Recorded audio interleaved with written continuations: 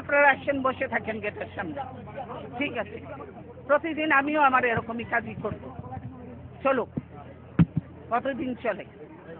কি মনে করেছেন কি দেশটা কি আপনাদের একলার পৈতৃক সম্পত্তি হয়ে গেছে আওয়ামী লীগের? যে গুন্ডা বাহিনী দিয়ে আমাদের প্রোগ্রাম বন্ধ করতে চান, পুলিশ বাহিনী দিয়ে প্রোগ্রাম বন্ধ করতে চান। সাহস থেকে কাউন্টার প্রোগ্রাম করে দেখাতেন, সাহস নেই। 10টা লোকও আসে না, ভাড়াটিয়া লোক ভাড়া করে ডিসিএসপি দিয়ে লোক আনায়, বুঝি এটা। না হলে এরকম এত করুণ পরিণতি হয়, 154টা সিট আনকনটেস্টেড হয়ে যায়, আর বাকি রয়েছে কি, বাকিগুলোও করে ফেলবে। ওটা নিয়ে ওটা কোনো ইলেকশন নয়, এটা যে সিলেকশন হয়েছে, ভাগাভাগি নির্বাচন হয়েছে, এটা আজকে জাতির কাছে পরিষ্কার, দেশের মানুষের কাছে পরিষ্কার। তাই মানুষ আজকে ধিক্কার দিচ্ছে। ধিক্কার দিয়ে আমরা এই সরকারকে ধিক্কার দিই যে আজকে কি করছেন।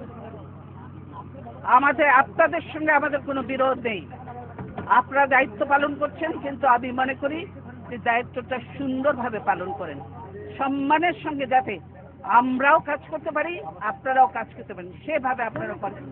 আপনাদের সঙ্গে আমাদের কোনো বিরোধ নেই, পুলিশ বাহিনী, কিন্তু এটা তো ঠিক নয় যে আমাকে আমার বাড়ির থেকে বেরোতে দেবেন না, এটা তো ঠিক নয়, এটা তো ঠিক নয়।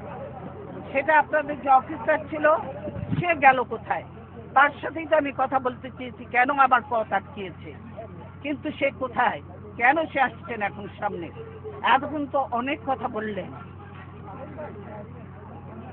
আপনি কি এখন মুখটা বন্ধ কেন? এই যে মহিলা, আপনার মুখটা এখন বন্ধ কেন? বলেন তো কি বলছিলেন এতক্ষণ ধরে, মুখটা বন্ধ কেন এখন? দেশ কোথায়? গোপালী?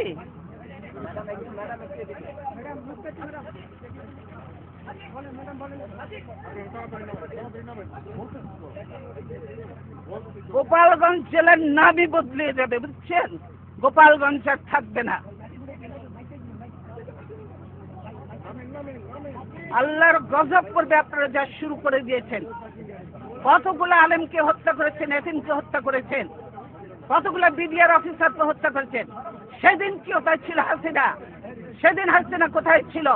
এতগুলো অফিসারকে মারলো, 57 জন অফিসারকে হত্যা করলো, সেদিন হাসিনার এই ফোর্স কোথায় ছিল? কেন সে ফোর্স পাঠায় নাই? আসলে সে নিজেই জড়িত ছিল এই হত্যাকাণ্ডের সঙ্গে, সেজন্যই আজকে তো এমন অনেক আননোন চেহারা দেখা যায় যাদেরকে চেনা যায় না যে তারা আসলেই বাংলাদেশি কিনা।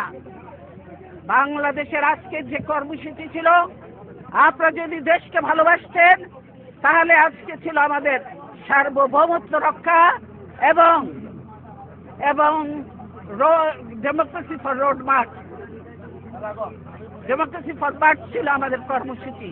তো গণতন্ত্র চাবেন না, দেশ রক্ষা করতেও চাবেন না, গোলামি করবেন, দালালি করবেন। এই গোলামি তো রাখবে না। লিন্দুক দর্জির ইতিহাসটা পড়ে দেখেন, সেও কিন্তু টেকে নাই বেশি দিন, তাকেও বিদায় নিয়েছে এত দালালি করে, দেশ বিক্রি করে। কাজে এই দেশ বিক্রি চলবে না হাসিনার, দেশ রক্ষা হবে ইনশাআল্লাহ। দালালি বন্ধ করতে বলেন, আর হাসিনার দালালি করে লাভ হবে না। বাংলাদেশের মানুষের সঙ্গে থাকেন, জনগণের সঙ্গে থাকেন, দেশের মানুষের সঙ্গে থাকেন, তবেই কাজে দেবে। দেশ বাঁচবে, মানুষ বাঁচবে। আজকে সকলের দায়িত্ব হয়ে গেছে দেশ বাঁচানো, মানুষ বাঁচানো। আর আপনারা ঘরে ঘরে ঢুকে এখন মানুষ হত্যা করছেন, মনে করেন যে এগুলোর হিসাব নেই। এই মা বোনের কান্না, এই আলেম এতিমের কান্না, এই বিডিআর এর অফিসারদের ওয়াইফদের কান্না, এগুলি কি বৃথা যাবে? এগুলি কোনোদিনও বৃথা যাবে না। আজকে যারা এই জুলুম নির্যাতন করছেন তাদেরকে এদের মতো একদিন চোখের পানি ফেলতে ফেলতে বুঝতে বুঝতে তারা চোখ অন্ধ হয়ে যাবে, বুঝলেন? এখনো সময় আছে, ধাক্কাধাক্কি বন্ধ করেন, ধাক্কাধাক্কি বন্ধ করেন। আমরা কেউ ধাক্কাধাক্কি করতে আসিনি, আমরা কোনো ধাক্কাধাক্কি করতে আসিনি। আমি বলছি আপনারা চাকরি করেন, আপনারা করবেন, কিন্তু এরকম আমাদের গায়ের উপরে উঠে পড়বেন না। দূরে থাকেন, দূরে থাকেন। আপনাদের জায়গা যেখানে সেখানে আপনাদের রাস্তার তো থাকার কথা, আপনারা বাড়ির মধ্যে এসে গেছেন কেন?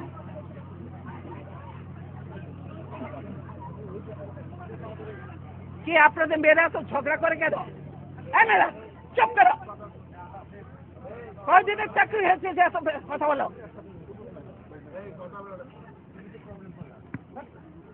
কিসের জন্য এত কথা বলো? চুপ থাকো, বেয়াদব কোথাকার।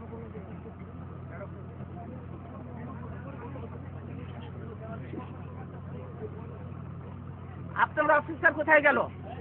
আসলো না? তাকে বলবেন আমার সঙ্গে দেখা করতে, আমি তার সঙ্গে কথা বলতে চাই। বুঝেছেন কি বোঝেননি কথাটা? এইটা তো বাংলা ভাষা নাকি অন্য কোনো ভাষায় বলতে হবে আপনাদেরকে? বুঝেছেন? সেই অফিসার কোথায়, তাকে বলেন আমার সঙ্গে দেখা করবে।